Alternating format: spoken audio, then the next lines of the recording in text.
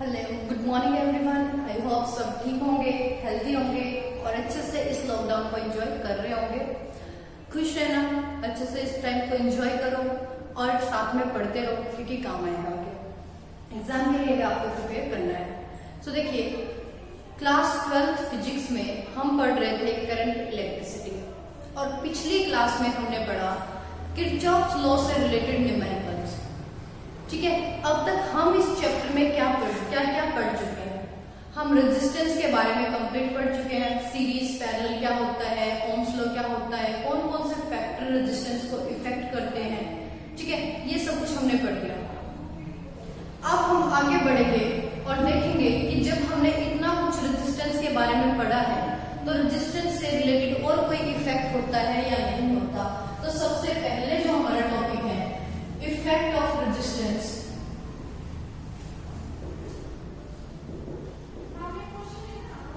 On any material, किसी भी material के ऊपर क्या इफेक्ट होता है टेम्परेचर रेजिस्टेंस का, वो देखते हैं। ठीक है, रेजिस्टेंस का इफेक्ट देखेंगे किसी भी मटेरियल पे क्या होता है। तो उसके लिए हमें क्या पता होना चाहिए कि मटेरियल की जो है वो 3 टाइप्स होती है। पहला conductor, second insulator and third one is semiconductor. ये 3 हमने बार बार बात की है। कंडक्टर इन द सेंस जो अलो करता है किस चीज को, करंट को। ऐसा मटेरियल जिसमें से करंट क्या होता है, इजिली पास हो जाता है। इंसुलेटर मतलब वो मटेरियल जिसमें से करंट पास नहीं होता है। अब बात करेंगे सेमीकंडक्टर की। एक ऐसा मटेरियल जिसकी प्रॉपर्टी कंडक्टर और इंसुलेटर के बीच में लाई करती है। ठीक है, ये सिर्फ हमने बात की डेफिनेशंस की कि कंडक्टर क्या है, इंसुलेटर क्या है, सेमीकंडक्टर क्या है। हमें अब बात क्या करनी है कि इसके ऊपर क्या इफेक्ट होता है, फैक्ट की रेजिस्टेंस के ऊपर क्या इफेक्ट होता है, किस चीज का, टेम्परेचर का। Effect of temperature, effect of temperature on resistance. Resistance के ऊपर हर एक मटेरियल के अंदर हमने बात की थी कि हर एक मटेरियल में क्या होता है, रेजिस्टेंस होता है। रेजिस्टेंस मतलब ओपोज करने की कैपेसिटी। ठीक है, किस चीज को ओपोज करने की, करंट को, मतलब करंट को रोकने की पावर है। इसमें करंट को रोकने की पावर कम होती है, मतलब रेजिस्टेंस क्या होता है, कम होता है। इसमें करंट को रोकने की पावर ज्यादा होती है, मतलब रेजिस्टेंस ज्यादा होता है। इसका इन दोनों के बीच में लाई करता है। ठीक है, तो रेजिस्टेंस की वैल्यू कम है, इसमें ज्यादा है, इसलिए इसको हम यूज करते हैं करंट पास कराने के लिए। इसको यूज नहीं कर पाते हैं करंट पास कराने के लिए, इसको ऐसे इंसुलेटर यूज करते हैं, जैसे कवरिंग वगैरह के लिए। वायर्स के ऊपर जो कवरिंग होती है ना, ताकि बाहर करंट ना आए और ह्यूमन बीइंग भी शॉक ना हो, वहां पर इस मटेरियल को यूज किया जाता है। जब बात करते हैं टेम्परेचर के इफेक्ट, तो हमें पता होना चाहिए कंडक्टर जो होते हैं ना, इन कंडक्टर का जो टेम्परेचर कोफिशिएंट होता है, टेम्परेचर कोफिशिएंट, पहली चीज आपको ये बताना चाहिए कि टेम्परेचर कोफिशिएंट जिसको अल्फा से डिनोट करते हैं, ये क्या होता है। टेम्परेचर कोफिशिएंट होता है राइज इन टेम्परेचर। सो देखिए, टेम्परेचर कोफिशिएंट ऑफ रेजिस्टेंस क्या होता है, राइज इन, जो रेजिस्टेंस में चेंज आता है। ठीक है, तो क्या चाहिए, चेंज इन रेजिस्टेंस पर डिग्री राइज इन टेम्परेचर, पर डिग्री राइज इन टेम्परेचर। ये मतलब 1 डिग्री सेल्सियस अगर हम टेम्परेचर बढ़ाते हैं तो 1 डिग्री सेल्सियस टेम्परेचर की वजह से रेजिस्टेंस में कितना चेंज आया, ये रेजिस्टेंस राइज कितना हुआ या फिर फॉल कितना हुआ। दोनों केसेस हो सकते हैं, रेजिस्टेंस बढ़ भी सकता है और रेजिस्टेंस कम भी हो सकता है। ठीक है, तो जो रेजिस्टेंस में चेंज आएगा पर डिग्री सेल्सियस के हिसाब से, उसी को हम क्या बोलते हैं, टेम्परेचर कोफिशिएंट ऑफ रेजिस्टेंस। तो बात कर रहे हैं कंडक्टर की। कंडक्टर में क्या होता है, जैसे जैसे टेम्परेचर को हम बढ़ाएंगे रेजिस्टेंस की वैल्यू क्या होगी, बढ़ती जाएगी। टेम्परेचर बढ़ा रहे हैं, रेजिस्टेंस बढ़ रहा है, मतलब करंट को अपोज करने की कैपेसिटी बढ़ रही है।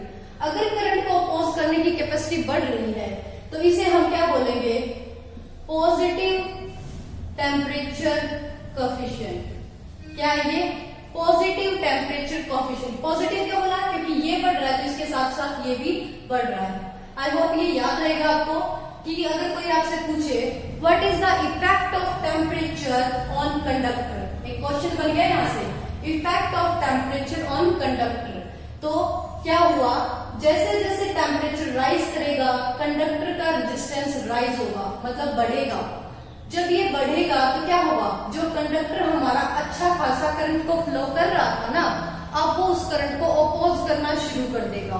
ठीक है, और उसी चीज को हम बोलते हैं हीटिंग इफेक्ट ऑफ करंट, जो हम नेक्स्ट लेक्चर में पढ़ेंगे कि इसकी वजह से हमारे जो डिवाइसेस है ना वो प्रॉपरली काम नहीं कर पाते। जैसे फोन है आपका, वो हीट होने लग जाता है, टीवी है, फ्रीज है, कॉन्टिन्यू जब कोई भी मशीन चलती रहती है तो वो क्या होती है, गर्म होके जलने का डर रहता है। वो यही इफेक्ट है कि ये बढ़ेगा, फिर ये इसको बढ़ाएगा, फिर ये बढ़ाएगा, इसको बढ़ाएगा, तो फिर ये क्या हुआ, कॉन्टिन्यू राइज करता रहेगा और हमें फिर कुछ टाइम के लिए क्या करना पड़ता है, डिवाइसेस को शट डाउन करके रखना पड़ता है।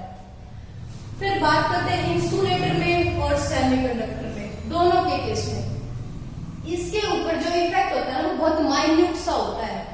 कैसे होता है, जैसे जैसे टेम्परेचर बढ़ेगा वैसे वैसे रेजिस्टेंस की वैल्यू कम होगी, लेकिन बहुत ज्यादा कम नहीं होती, हल्की सी कम होती है। इतनी हल्की सी कम होती है ना कि कोई ज्यादा इफेक्ट नहीं हो पाता। अगर बहुत ज्यादा टाइम के लिए हमने इसको रन कर लिया डिवाइस को, फिर तो हो सकता है कि उसके ऊपर वाली इंसुलेशन डैमेज हो जाए, लेकिन वो इसकी वजह से ज्यादा होती है क्योंकि इंसुलेशन के अंदर तो है तो कंडक्टर ही ना, वायर के अंदर कंडक्टर है ये वाला, इसकी वजह से वो इंसुलेशन डैमेज हो रही है। इसका जो टेम्परेचर है ना, इसका टेम्परेचर बढ़ाएगा तो इसका रेजिस्टेंस डिक्रीज होगा, बट कितना सा, हल्का सा, बहुत कम चेंज आता है। तो ये क्या है, नेगेटिव टेम्परेचर कोफिशिएंट है, बट बहुत ज्यादा नेगेटिव नहीं है, स्लाइटली। कैसा है, स्लाइटली नेगेटिव टेम्परेचर कोफिशिएंट है। ठीक है, स्लाइटली नेगेटिव टेम्परेचर कोफिशिएंट है। अब बात करते हैं सेमीकंडक्टर की। सेमीकंडक्टर क्या होते हैं, इनके केस में जैसे जैसे टेम्परेचर को राइज करेंगे रेजिस्टेंस की वैल्यू बहुत जल्दी कम हो जाती है। पहले जब सर्किट में लगाएंगे ना तो स्टार्टिंग में करंट बिल्कुल फ्लो नहीं करेगा क्योंकि रेजिस्टेंस ज्यादा है। कुछ टाइम लगाते ही ना करंट, बहुत ज्यादा अमाउंट का करंट इसके अंदर से पास होने लग जाता है। क्यों, क्योंकि टेम्परेचर बढ़ते ही क्या होगा, रेजिस्टेंस की वैल्यू एकदम से फॉल हो जाएगी। ठीक है, रेजिस्टेंस की वैल्यू कम होती रहेगी जैसे जैसे टेम्परेचर बढ़ता जाएगा। इसलिए इनको क्या बोलते हैं, नेगेटिव टेम्परेचर कोफिशिएंट। ठीक है, तो हमें पता था टेम्परेचर कोफिशिएंट मतलब कितना रेजिस्टेंस में चेंज आया 1 डिग्री सेल्सियस टेम्परेचर बढ़ाने से। टेम्परेचर बढ़ाने से रेजिस्टेंस बढ़ेगा तो पॉजिटिव टेम्परेचर कोफिशिएंट, रेजिस्टेंस बढ़ाने से टेम्परेचर बढ़ाने से रेजिस्टेंस कम होगा तो क्या होगा, नेगेटिव टेम्परेचर कोफिशिएंट। इस तरीके से पेपर में या तो यू आ जाए effect of temperature on semiconductor, what is the effect of temperature on conductor, इस तरीके से आता है। इसमें क्या होता है, स्लाइटली नेगेटिव होता है, हल्का सा इफेक्ट पड़ता है। आई होप यहाँ तक सबको समझ आया होगा। सो देखिए हम क्या कर रहे हैं, बात इफेक्ट ऑफ टेम्परेचर की बात किए जा रहे हैं।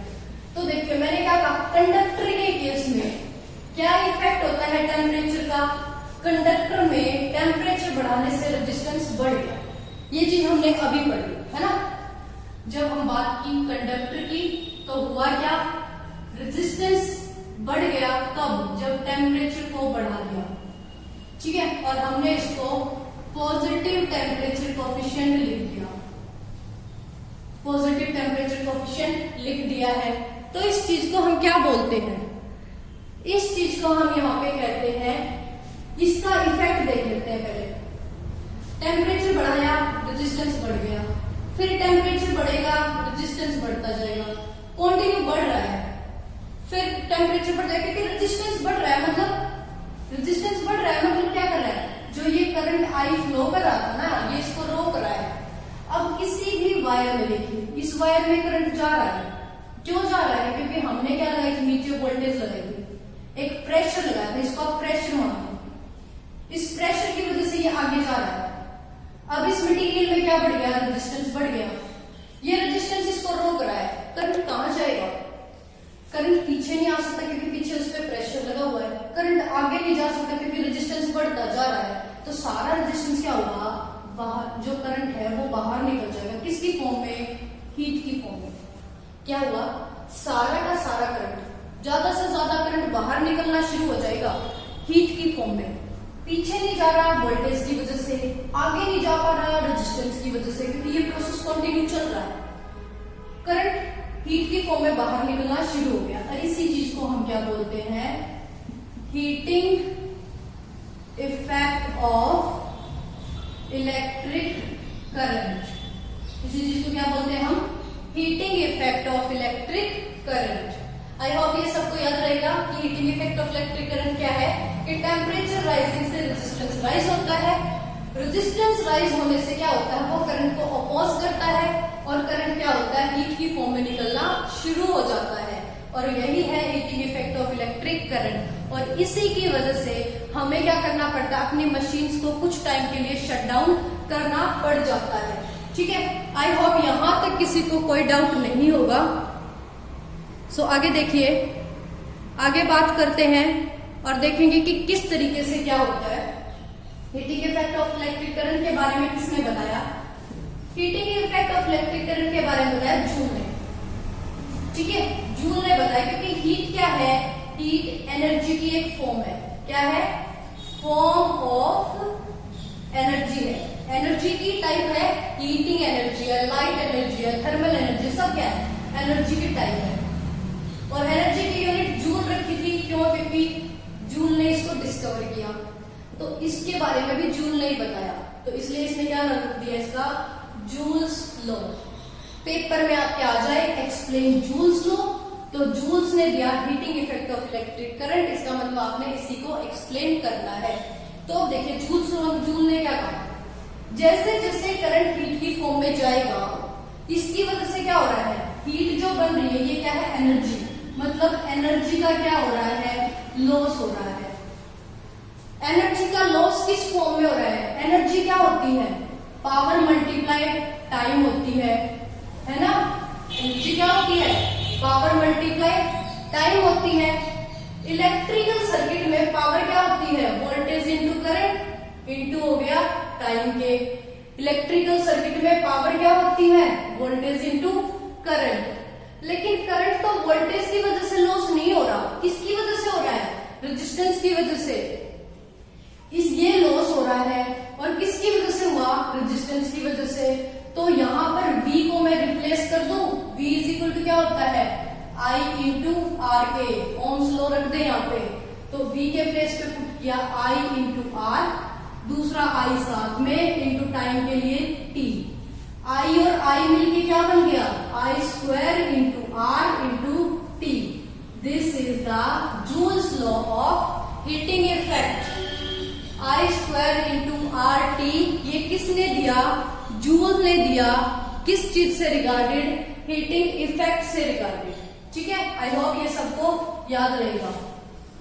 सो देखिए आगे बढ़ेंगे और इसकी एप्लीकेशंस के बारे में बात करते हैं कि जूल्स लॉ ने जब हीटिंग इफेक्ट के बारे में बता दिया तो इसकी क्या क्या एप्लीकेशंस उसने बताई हमारी डेली लाइफ में। उसने कहा इलेक्ट्रिकल कंडक्टर के लिए क्या है, ये एक हार्मफुल चीज है।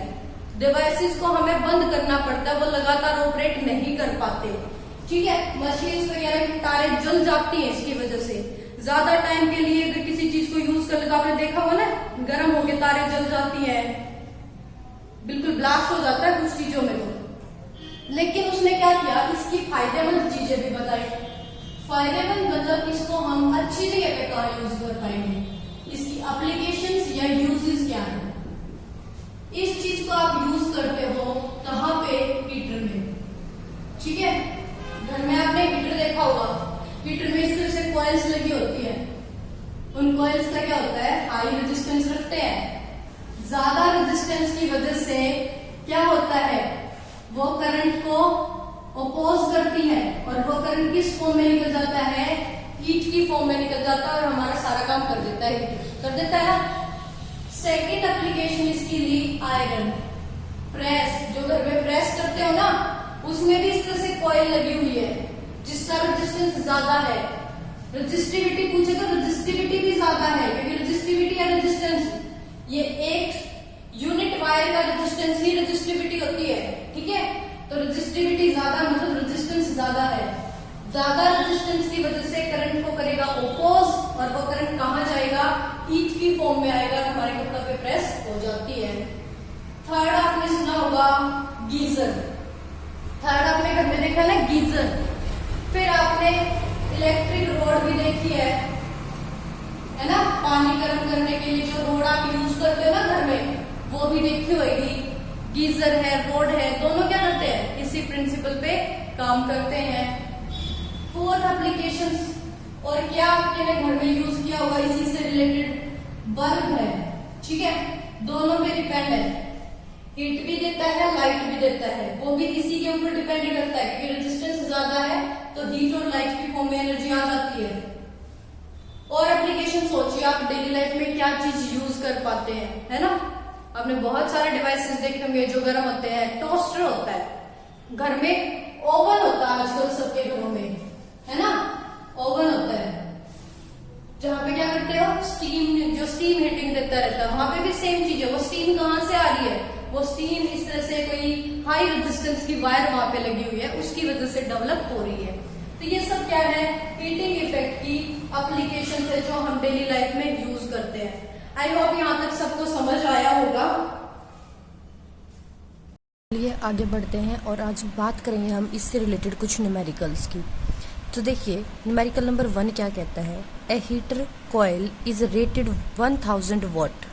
वॉट में है इन द सेंस ये क्या गिवन है, यहाँ पे पावर गिवन है। तो हमने मान लिया कि किसी हीटर की जो पावर है वो पावर किसके इक्वल दे रखी है, 1000 वॉट है एंड 200 वोल्ट। वोल्ट क्या है, उसकी वोल्टेज है, इसका मतलब यहाँ पे उसकी वोल्टेज गिवन है, पोटेंशियल गिवन है, मतलब 200 volt. It is cut into 2 identical parts. इस कॉइल को जिसे सपोज किया ये हमारे पास हीटर की वायर थी, इस तरीके से इस वायर को 2 हिस्सों में काट दिया, ऐसे बीच में से काट दिया, एक हिस्सा ये बन गया और एक हिस्सा ये बन गया। इस तरह से 2 पार्ट्स में उसको क्या कर दिया है, ब्रेक कर दिया है। Are connected together in parallel. पहले ये ऐसे थी, अब इसको ब्रेक करके क्या किया गया, इन दोनों को इस तरह से पैरेलल में कनेक्ट कर दिया कि फर्स्ट कॉइल रखी, फिर सेकंड, ये दोनों एंड एक साथ मिला दिए, ये दोनों एक साथ मिला दिए। इस तरीके से अब उसको क्या किया है, कनेक्ट कर दिया गया है, ठीक है। पहले ये थी, फिर ब्रेक किया, ब्रेक करके इस फॉर्म में उसको अटैच कर दिया है। To have the same source of 200 volt. Voltage source यही है, अब की बार भी ये चेंज नहीं किया है। कैलकुलेट द एनर्जी लिबरेटेड पर second in the new combination. तो हमें बताना कि कितनी एनर्जी यहाँ से क्या होगी, डिसिपिएट होगी या लिबरेट होगी इस हीटर कॉइल से पर सेकेंड में। तो देखिए हमें क्या पता है, जो एनर्जी जाती है वो किस चीज़ के ऊपर डिपेंड करती है, हीटर के वायर में कुछ रेजिस्टेंस होता है, उस रेजिस्टेंस की वैल्यू पे डिपेंड करती है। तो यहाँ पर कितना रेजिस्टेंस था, जब ये 1000 वोल्ट कंज्यूम कर रही थी 200 वोल्ट से, तो इस वायर का टोटल रेजिस्टेंस क्या था, सपोज कीजिए वो R मान लिया हमने, क्योंकि जितना रेजिस्टेंस बढ़ जाएगा उतनी ही क्या होगी, एनर्जी डिसिपेट करने की पावर बढ़ जाती है। तो यहाँ पर इस केस में, फर्स्ट केस में उसका रेजिस्टेंस क्या है, हम पहले वो कैलकुलेट कर लेते हैं। सो देखिए रेजिस्टेंस हमने R कंसिडर किया है, तो R किसके इक्वल हो जाएगा, वोल्टेज और पावर गिवन है, तो वोल्टेज और पावर की फॉर्म में ही हम रेजिस्टेंस की वैल्यू लिखेंगे। So R is equal to V²/P। कहाँ से निकला ये फॉर्मूला, क्योंकि हमें क्या पता था पावर जो होती है वो VI के इक्वल होती है। यहाँ से I नहीं गिवन तो I को हमने हटा दिया, किससे रिप्लेस कर दिया, I is equal to V/R होता है ओम्स लॉ के थ्रू। तो यहाँ से दोबारा I के प्लेस पे लिख दिया V/R। तो अब देखिए V × V, पावर का फॉर्मूला क्या बन गया, V²/R बन गया, ठीक है। जो चीज़ गिवन होती है ओम्स लॉ प्लेस करेंगे और उसके थ्रू उस फॉर्मूले को कन्वर्ट करते चलेंगे। तो हमें तो R निकालना है ना, तो R को हम इस तरफ ले आए, P को उस तरफ लेके गए, तो ये बन गया V²/P। सो देखिए V जो वोल्टेज है वो कितनी गिवन है, 200 वोल्ट। तो यह आ गया 200 × 200 divide by P is the power, power क्या हमारी 1000 वॉट, ये 0 से 0 कैंसिल आउट होगी, इससे ये और ये क्या बन गया 20 ohm. So it comes out not 20, 40 ohm. अब यहाँ पे 40 ओम रेजिस्टेंस हमारे पास आ गया है और वायर थी ये, इस वायर को हमने दो हिस्सों में काट दिया, दो हिस्सों में काट दिया मतलब 40 ओम के दो हिस्से कर दिए, तो क्या बन गई ये रेजिस्टेंस 20 ओम के दो पार्ट बन गए। और इन दोनों पार्ट्स को 20 ओम के दो पार्ट्स को हमने इस तरीके से पैरेलल में अटैच कर दिया। तो पैरेलल में अटैच करने से इनका इक्विवेलेंट रेजिस्टेंस क्या हो जाएगा, हमें पता है पैरेलल में रेजिस्टेंस क्या होता है R1 मल्टीप्लाई R2 अपॉन में R1 प्लस R2, तो क्या हो जाएगा 20 मल्टीप्लाई 20 अपॉन में 20 प्लस 20। इसको सिंप्लीफाई करेंगे हमारे पास क्या आ जाएगा 10 ओम। आर इक्विवेलेंट आ गया जब हमने क्या किया, एक 40 ओम के रेजिस्टेंस को दो हिस्सों में बांटा 20-20 ओम के बना के, और फिर इनको पैरेलल में इस तरह से हमने कनेक्ट कर दिया। ठीक है, तो वहाँ से हमारे पास इक्विवेलेंट रेजिस्टेंस आ गया 10 ओम। अब हमें क्या कैलकुलेट करना है कि जब ये 10 ओम रेजिस्टेंस है तो इस 200 वोल्ट सोर्स के साथ दोबारा से इसके क्रॉस अगर 200 वोल्ट की बैटरी लगाई जाएगी तो ये कितनी एनर्जी डिसिपेट करेगा, ठीक है, कितनी पावर डिसिपेट करेगा। तो अब हमें क्या पता है पर सेकंड जो वो कितनी भी पावर एनर्जी डिसिपेट कर रहा है, ठीक है, एनर्जी डिसिपेटेड पर सेकंड, ठीक है, एक सेकंड में कितनी एनर्जी डिसिपेट करेगा वो निकालनी है। इन द सेंस मैं पहले यहाँ पावर कैलकुलेट कर लूँ, P इज इक्वल टू क्या होता है V² अपॉन में R। क्यों लिखा मैंने ये वाला फॉर्मूला, क्योंकि मैंने आपको पहले बताया जो चीज़ हमारे पास गिवन होती है ओम्स लॉ लगा के हम पावर के फॉर्मूले को उसी वे में कन्वर्ट कर लेते हैं। तो मेरे पास वोल्टेज थी 200 वोल्ट का सोर्स लगाया था और R इक्विवेलेंट यहाँ से 10 ओम निकल चुका है। सो वोल्टेज कितनी थी 200, सो 200 मल्टीप्लाई 200 अपॉन में क्या हो गया R इक्विवेलेंट। R इक्विवेलेंट कितना आ रहा है हमारे पास, R आ रहा था 10 ohm. So put here the 10 ohm resistance, 0 से 0 cancel out, so 200 multiply 20 is equal to क्या आ गया 4000 जूल। 4000 ये तो वोट आ जाती, लेकिन जूल पर सेकंड में इसको लिख रही हूँ क्योंकि एक सेकंड में पावर हमने ये डिसिपेट की है, ठीक है, और टाइम से कंपेयर कर दिया। इन द सेंस ये क्या होगी डिसिपेशन ऑफ एनर्जी यहाँ से कैलकुलेट हो गई है। सो देखिए आगे चलते हैं और बात करते हैं न्यूमेरिकल नंबर 2 की। So what the question number 2 state that we have a resistance coil is made up of joining in parallel, ठीक है, रेजिस्टेंस कॉइल है जो बनी हुई है किससे, पैरेलल में दो रेजिस्टेंस अटैच करने से, और दोनों रेजिस्टेंस की वैल्यू क्या है 10 ओम। दो 10 ओम के रेजिस्टेंस को अटैच करने से क्या की गई है, एक कॉइल बनाई गई है। अगर पैरेलल में अटैच किए हैं तो हमें पता है पैरेलल में रेजिस्टेंस क्या होता है, R इक्विवेलेंट कैलकुलेट करें तो R1 मल्टीप्लाई R2 अपॉन में R1 प्लस R2 ये रहता है। अब दोनों क्या है 10 ओम के, सो 10 प्लस मल्टीप्लाई 10 अपॉन में 10 प्लस 10, ये इस तरीके से सिंप्लीफाई किया जाएगा। अब 10 मल्टीप्लाई 10 अपॉन में 10 प्लस 10 करेंगे तो यहाँ से क्या आ रहा है 100 अपॉन में 20, so this is equal to 5 ओम।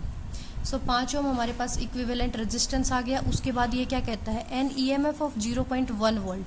अब क्या किया 0.1 वोल्ट, EMF मतलब वोल्टेज, इतनी वोल्टेज दी है तो ये किसकी वैल्यू हमारे पास वोल्टेज की वैल्यू है 1.0 वोल्ट लिखो आप इसे 1.0 वोल्ट। 1.0 मीन्स 1 वोल्ट, 1 वोल्ट की वोल्टेज अप्लाई की है इसके cross between the two ends of the coil for 5 minutes. कितने टाइम के लिए 5 मिनट के लिए। पहले हमें क्या पता है, देखिए हम यहाँ से क्या निकाल सकते हैं, पहले हम पावर निकालते हैं, पावर मल्टीप्लाई टाइम करेंगे हमारे पास क्या आ जाएगी एनर्जी आ जाएगी। सो पावर क्या होती है, गिवन क्या क्या है वोल्टेज गिवन है जो 1 वोल्ट है, रेजिस्टेंस है तो पावर का फॉर्मूला लिखेंगे जिसमें वोल्टेज और रेजिस्टेंस आता है तो V² अपॉन में R, और मल्टीप्लाई कर देंगे टाइम से तो क्या बन गई एनर्जी बन गई। तो V की वैल्यू कितनी है 1, सो 1 मल्टीप्लाई 1 अपॉन में रेजिस्टेंस कितना है 5 अपॉन में 5 मल्टीप्लाई टाइम, टाइम कितनी देर के लिए 5 मिनट के लिए लगा रहे हैं, 5 मिनट मतलब सेकंड में कन्वर्ट करेंगे तो 5 मल्टीप्लाई 60 करेंगे। सो इस पूरे को अगर हम सिंप्लीफाई करें तो ये किसके इक्वल आता है 60 जूल के इक्वल आ जाता है। अब इस 60 जूल को अगर मुझे कैलोरीज में कन्वर्ट करना है तो मैंने ऑलरेडी लिखा हुआ है 1 कैलोरी किसके इक्वल होता है 4.2 जूल के इक्वल होता है। तो इसको अगर मैं कैलोरी में कन्वर्ट करना चाहूँ तो 60 अपॉन में 4.2 that is equal to 14.3 calories. So ये किस में कन्वर्ट हो जाएगा कैलोरीज में, जब हम क्या करेंगे यहाँ से इस रिलेशन से इसको डिवाइड करेंगे तो आई होप न्यूमेरिकल नंबर 2 सबको समझ आया होगा. सो देखिए, what the question number 3 state that 2 heaters are marked 200 volt, 300 volt and 200 volt 600 volt. पहला हीटर है जिसकी वोल्टेज ये है, पावर ये है. दूसरा हीटर है जिसकी वोल्टेज ये है, पावर ये है. If the heaters are combined in series, दोनों हीटर्स को किस में लगा दिया, सीरीज में लगा दिया. पहले हम क्या कर लेते हैं, हीटर जो है वो क्या करता है, हीट प्रोड्यूस करता है. और ये जो हीट होती है हीटर की रेजिस्टेंस के ऊपर डिपेंड करती है. अगर हीटर की रेजिस्टेंस के ऊपर डिपेंड करती है तो हम यहाँ से फर्स्ट हीटर की रेजिस्टेंस कैलकुलेट कर सकते हैं R1. सो R किसके इक्वल होता है, यहाँ पे हमारे पास वोल्टेज और पावर गिवन है. तो वोल्टेज और पावर के फॉर्मूले में अभी हमने पावर का फॉर्मूला पढ़ा था. तो पावर क्या थी वोल्टेज और रेजिस्टेंस के केस में, V²/R था.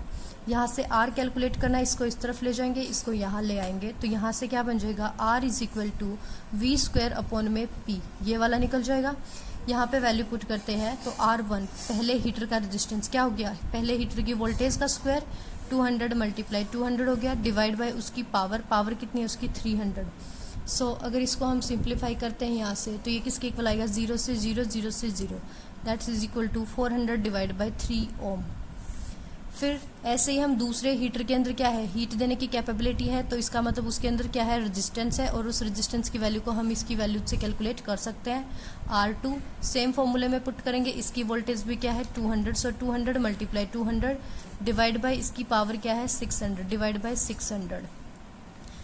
0 से 0 कैंसिल आउट कर दी, 2 1 जा 2 3 जा, तो ये क्या आ गया 200 डिवाइड बाय 3 ओम, ये निकल गया. अब हमने क्या है, इस रेजिस्टेंस की कॉइल को, ये जो पहले हीटर था और ये जो दूसरे हीटर की कॉइल है, इसका रेजिस्टेंस क्या था 400/3 ओम था.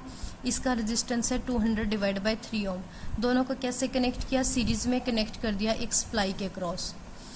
ठीक है, जब दोनों को हम सीरीज में अटैच कर देंगे तो टोटल रेजिस्टेंस क्या होता है, सीरीज में ऐड हो जाएगा. अब जो रिजल्टेंट रेजिस्टेंस मिलेगा वो क्या होगा, इसका रेजिस्टेंस प्लस में इस वाले का रेजिस्टेंस. सो सीरीज में दोनों रेजिस्टेंस क्या हो गए, डायरेक्टली ऐड हो गई.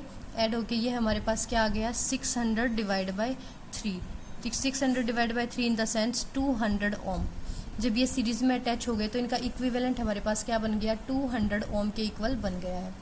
अब ये 200 ओम है, हमें कैलकुलेट क्या करना है. अगेन हम क्वेश्चन पे जाते हैं. देखिए क्वेश्चन क्या कहता है आगे, the combine connected to a 200 volt battery. इनको दोबारा से 200 वोल्ट की बैटरी के क्रॉस यहाँ पे लगा दिया था सीरीज में कनेक्ट करके. उसके बाद which heater will produce the more heat, कौन सा हीटर ज़्यादा हीट प्रोड्यूस करेगा.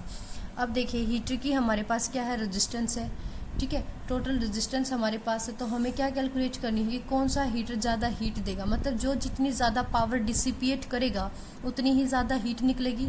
पावर डिसिपिएशन कैपेसिटी ही किस में, जो पावर हमारी डिसिपिएट हो रही है, मतलब जो पावर इन्वायरमेंट में जा रही है वह किसकी फॉर्म में जाती है, हीट की फॉर्म में. सो यहाँ से हम निकाल लेते हैं पावर. पहले हीटर की जो पावर डिसिपिएट हुई वो किसके इक्वल हो जाएगी, पहले हीटर के अंदर कितना करंट गया उसका रेजिस्टेंस क्या है. रेजिस्टेंस की वैल्यू हमें पता है लेकिन करंट कितना गया ये नहीं पता था. सीरीज में करंट क्या रहता है, सेम रहता है, इसलिए हमने टोटल रेजिस्टेंस निकालना पड़ा. ठीक है, तो आई जो करंट गया यहाँ से ये कितनी अमाउंट का गया, दैट्स आई = V/R. कितनी वोल्टेज लगाई थी 200 वोल्ट. और रेजिस्टेंस कितना था टोटल सर्किट का अटैच करने के बाद 200 ही. सो 200/200 = 1 एम्पियर. 1 एम्पियर करंट इसके अंदर से फ्लो कर रहा है. सीरीज में करंट रहता है सेम, तो इसमें भी 1 एम्पियर जाएगा, इसमें भी 1 एम्पियर. सो यहाँ से पावर हम डिसिपेट कितना करेगा ये इस केस में निकाल सकते हैं. इसके अंदर कितना करंट गया इनटू इसका रेजिस्टेंस क्या है, तो I² × R1. ये था पावर का फॉर्मूला. तो I की वैल्यू होगी 1 × 1 × R. रेजिस्टेंस क्या है इसका 400 डिवाइड बाय 3. तो 400 divide by 3 volt he power ये डिसिपेट करेगा. सिमिलरली P2 पावर इस सेकंड वाली वायर के अंदर कितनी डिसिपेट होगी. सो इसमें भी सेम फॉर्मूला I² × R2 हो जाएगा. करंट रहेगा सेम 1 × 1 इंटू में रेजिस्टेंस क्या है इसका 200/3. तो ये भी क्या आ गया 200/3 वोल्ट. इतनी पावर ये क्या कर रहा है, डिसिपेट कर रहा है. तो यहाँ से हमें क्या देखने को मिल रहा है कि ये पहले वाला हीटर ज़्यादा पावर डिसिपेट कर रहा है. मतलब जो P1 है वो ग्रेटर देन है किससे, P2 से. अगर P1 P2 से ग्रेटर है इन द सेंस जो पहला हीटर है उसके अंदर पावर डिसिपेट करने की कैपेसिटी क्या होगी, ज़्यादा हो जाएगी. कितनी ज़्यादा होगी अगर ये कंपेयर करना है तो पहले हीटर की पावर डिवाइड बाय दूसरे की पावर. डिवाइड करेंगे तो क्या निकलेगा, P1 = 2P2. ठीक है। इसका मतलब जो P1 है वो डबल पावर डिसिपेट कर रहा है, किसके कंपैरेटिवली, P2 के कंपैरेटिवली। इस तरीके से हम क्या कर सकते हैं, कोई भी हीटिंग इफेक्ट से रिलेटेड न्यूमेरिकल्स है उनको हम इस तरह से कैलकुलेट कर सकते हैं। लेकिन मैं बार बार बोल रही हूँ आपको, जब भी बात आती है पावर की तो पावर के वेरियस फॉर्मूलाज हैं। पावर का जो मेन फॉर्मूला होता है वो P = VI होता है। यहाँ पर ओम्स लॉ से V की या I की वैल्यू को चेंज करके इसको I² R भी बना सकते हैं, इसको V² R भी बना सकते हैं। ठीक है, तो इस तरीके से पावर के क्या हो जाते हैं, हमारे पास वेरियस फॉर्मूलाज बन जाते हैं। तो जो चीज़ आपके पास गिवन है उसी के अकॉर्डिंग आप फॉर्मूले को पुट करना। ठीक है, तो ये हमारे पास 3 मेन फॉर्मूलाज बन जाते हैं जब हम I और V की वैल्यू को ओम्स लॉ के अकॉर्डिंग यहाँ पे पुट कर देते हैं। आई होप यहाँ तक सबको समझ आया होगा, और फिर भी किसी को कोई डाउट है न्यूमेरिकल से रिलेटेड तो आप कमेंट सेक्शन में लिख के मुझे बता सकते हैं। Thank you for watching this video.